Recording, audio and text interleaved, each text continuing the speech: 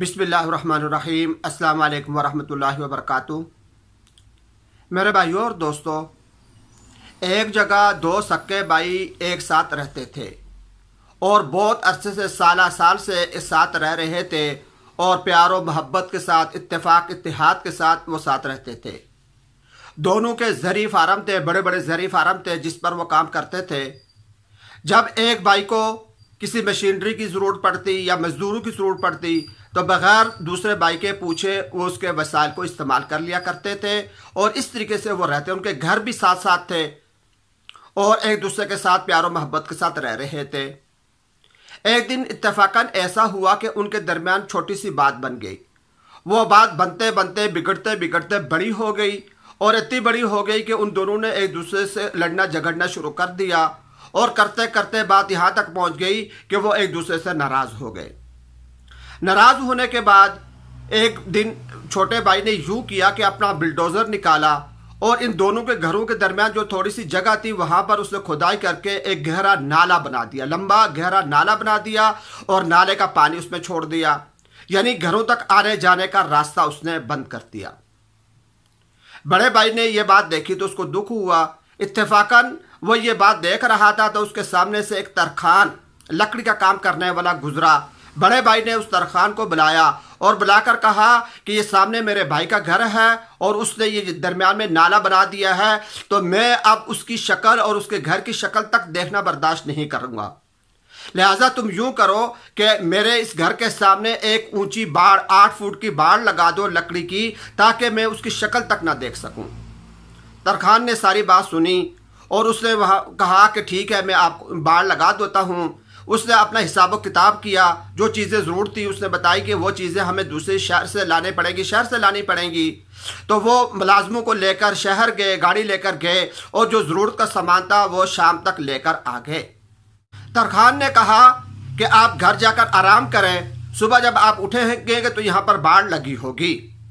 बड़ा भाई अपने घर जाकर आराम से सो गया और उसने सोचा कि सुबह बाढ़ लगी होगी और मुझे भाई की शक्ल भी देखना नहीं पड़ेगी।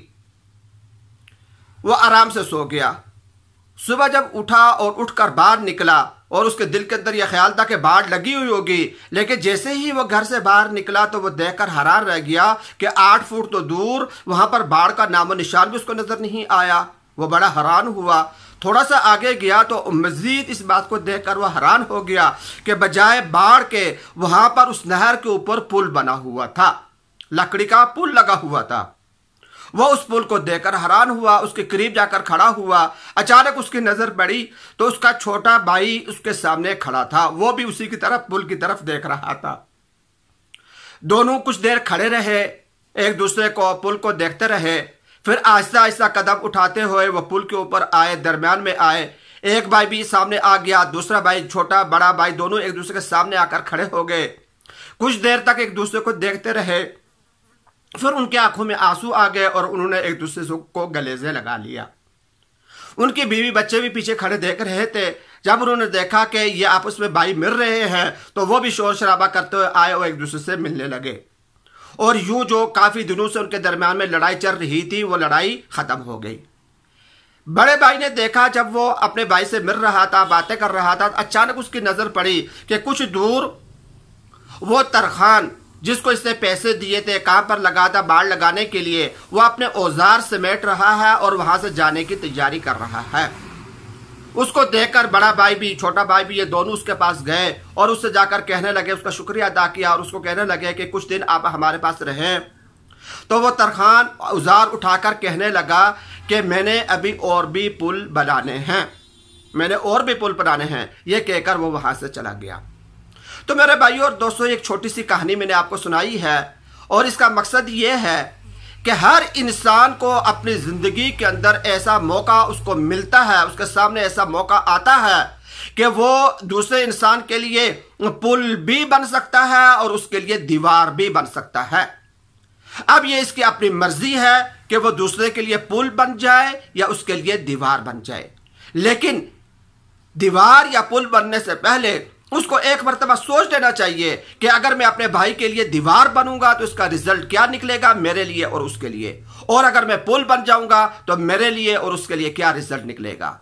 تو میرے بھائی اور دوستوں، میرا مشورہ یہی ہے کہ جب کبھی ہمیں زندگی کے اندر ایسا موقع آئے، ہم کسی کے لیے پل بھی بن سکتے ہوں، کسی کے لیے دیوار بھی بن سکتے ہوں، تو ہمیں پل بننے کا راستہ چننا چاہیے۔ اسی کے اندر دنیا اور آخرت کی کامیابی ہے۔ اللہ پاک سب کو عمل کی توفیق عطا فرمائے۔